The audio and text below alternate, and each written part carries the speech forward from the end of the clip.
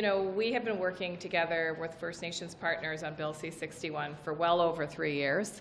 Longer than that, really. Some of the communities here, in fact, Chief Munias is here from Niskandiga, the longest boil water advisory in the country. As you know, our government has been working with First Nations communities to lift those boil water advisories from a technical perspective, supports for infrastructure, supports for training and water operators and all of the things. But Bill C-61 is legislation that it means to end all of that, the disparities that First Nations have faced from financial perspective, but also from a rights perspective.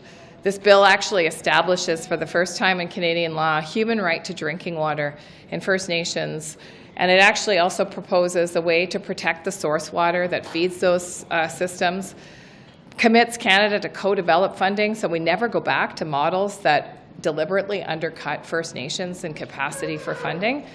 And so today, the bill, which had completed its study and amendment process through INAN, the committee, you know, we, of course, leaders are very anxious to see this get to Senate so that we can have this become Canadian law before the end of this Parliament and before we begin another.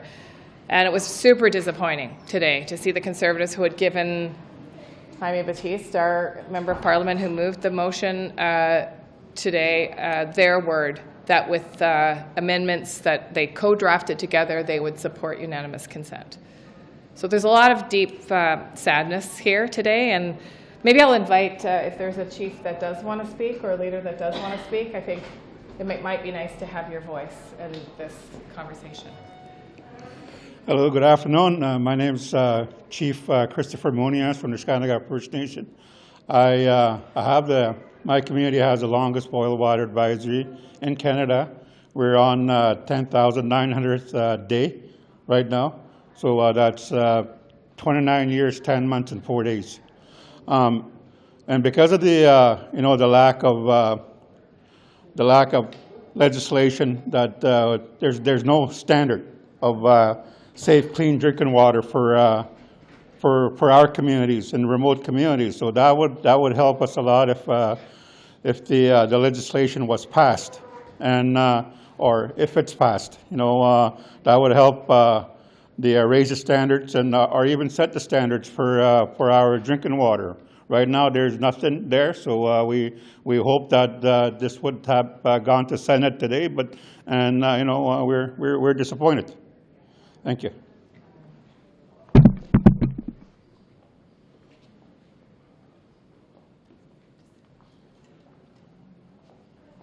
My name is Linda Dabosky. I'm the Grand Council Chief for the Anishinaabe Nation in Ontario.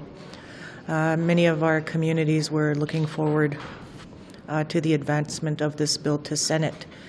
And today marks again a deep hurt and I guess even a deeper resentment that a chamber full of people who don't live in our communities again delays something that has direct impacts to our people. And while we are sad today, it does not end our resolve to continue to work to have this legislation get to Senate as quickly as possible. And it is our hope that the Conservative government reconsider what they just did today.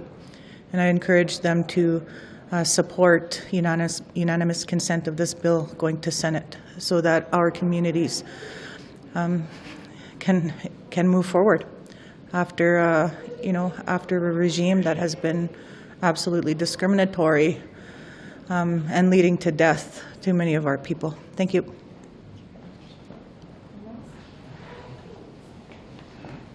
Good afternoon. I'm Chief Dan Manuel from Upper Nicola Band in BC. I'm the political rep for the Chiefs Committee on Housing and Infrastructure for the FN. I'm really disappointed that the bill did not receive consent. This bill represents, while not perfect, represented an opportunity for us to work with government to address critical issues in our communities and really gain access to what all Canadians enjoy across this beautiful country. Access to clean, safe drinking water on a daily basis. And to hear the stories from across the country, from our communities, of the impacts of not having that access, of grandmothers and and mothers and fathers not being able to even do something as simple as bathe their children on a daily basis. This has to end in Canada, and I call on the Conservatives to really get behind and support this bill. So thank you.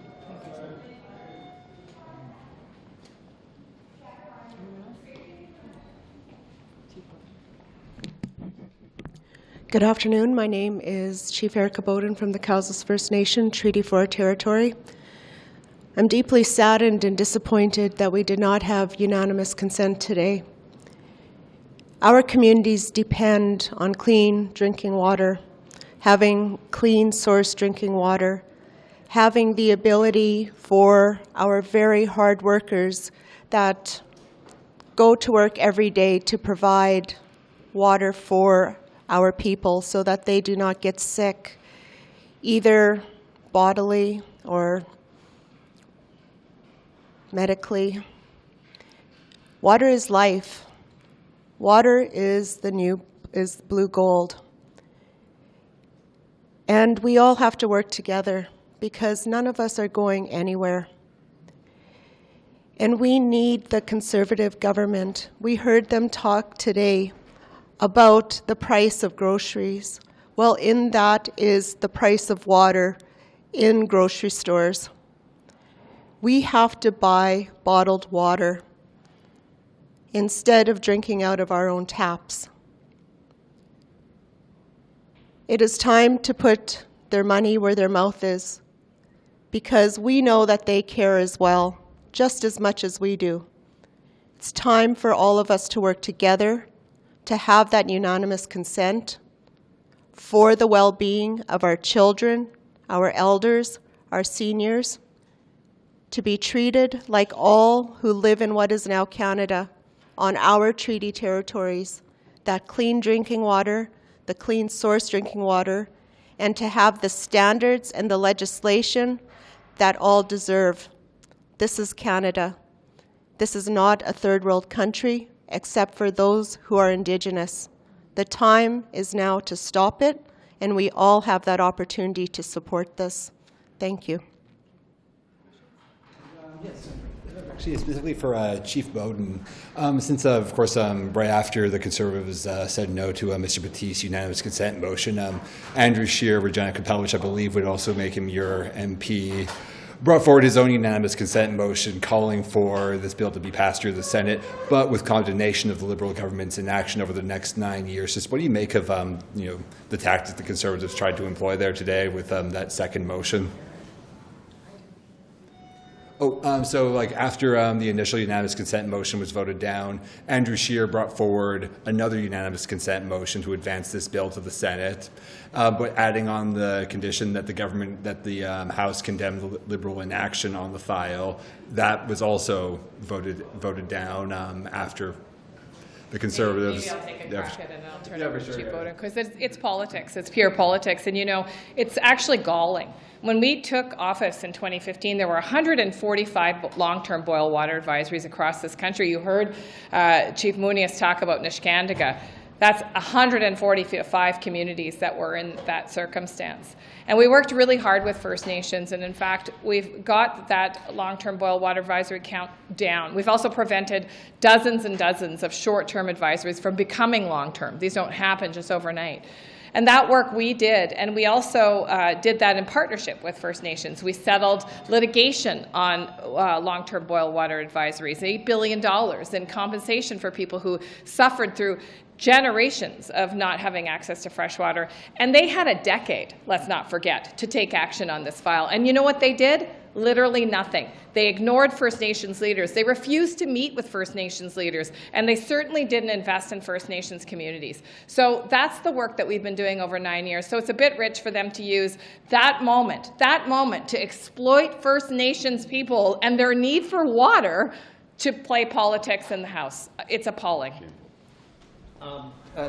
I know that you're talking about water right now, but I've got another question about the child welfare deal. Where are we We'll going have to come back because we do have a vote, but I will come back. I'll come back and answer that question. Okay. If we have to go back for what, Mr. Battiste, I understand that you entered the aisle after your unanimous consent motion was voted down. Can you just tell us about what was going through your mind in that moment and just walk us through what happened from your perspective? Well, I just think that, while we're all drinking water in the House, we're able to do that. We're able to have it in front of us. We're talking about clean water for Canadians, and it's available for everyone, but the Conservatives don't believe we should have it in First Nations communities. It's shameful. It's something that we worked with the Conservatives on this legislation, showing them amendments, co-writing, ensuring that when we got to that point, to be able to pass it, they said no. And, they did the same thing when we tried to do this in June to get it there. And 10 minutes later, they walked in and changed it and said, we can go there. It's not too late for them to do the right thing.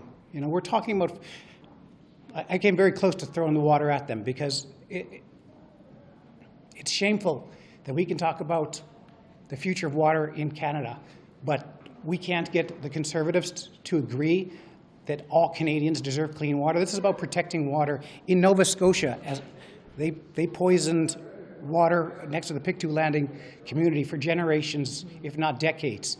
I had the chief in the audience with some of her councillors.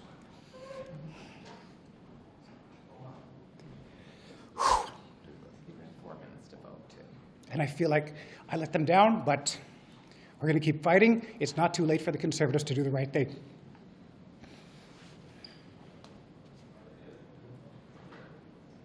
Next question. I voted, so I'm okay. So you can ask more question now. Yeah, I wanted to ask you about the child welfare deal. Are you going to negotiate with the AFN on this? Where are we on with the child welfare deal right now? Look, we have a very generous offer, as you know, $48 billion to reform child welfare in terms of, transforming systems of care, a focus on prevention, a return to First Nations authority over child and family services.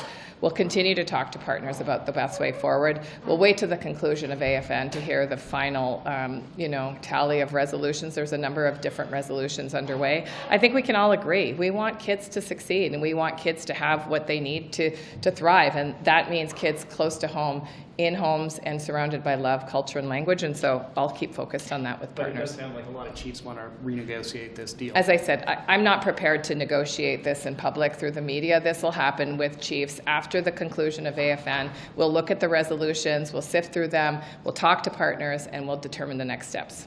Thank you.